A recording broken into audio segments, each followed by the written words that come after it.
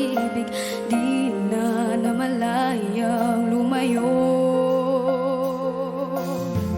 Nagsusungit ang hangin, nagtatampo ang kalangitan, lumuluha ang mga ulap sa bagulahan.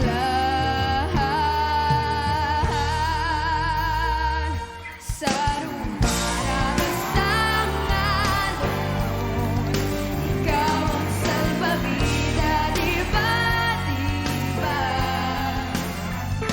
Pag hindi na magkaahon, ikaw ang salbabida, di ba, di ba? Dahil hindi na mag-iisa. Sabi mo, di ba, kapit ka lang sinta. Salbabida, salbabida, salbabida, salbabida.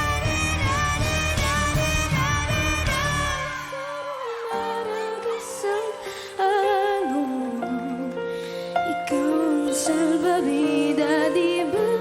Di ba? Dahil di na mag-iisa. Sabi mo, di ba, kapit ka lang sinta.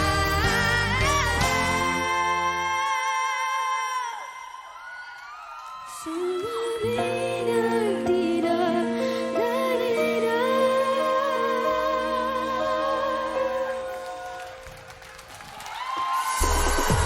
Sean! Ganda ng kanta mo, Sean, at ang ganda ng pagkakakanta mo. Ito'y Phil Pop song na kinanta ni Ate Kyla.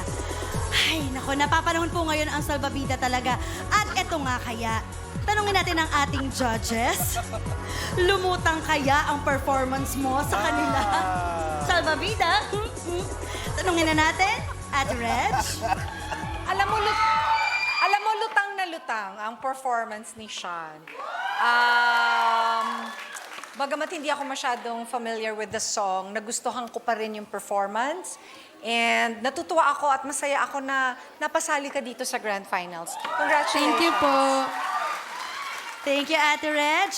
JK, Kuya JK. Alam mo, Sean, ever since the beginning, never na ako nahirapan sa'yo. Thank you po. Kasi, Sean, magaling ka. Magaling ka, Sean. Congrats. Magaling ka. Thank you, Judge JK. Congratulations, Sean.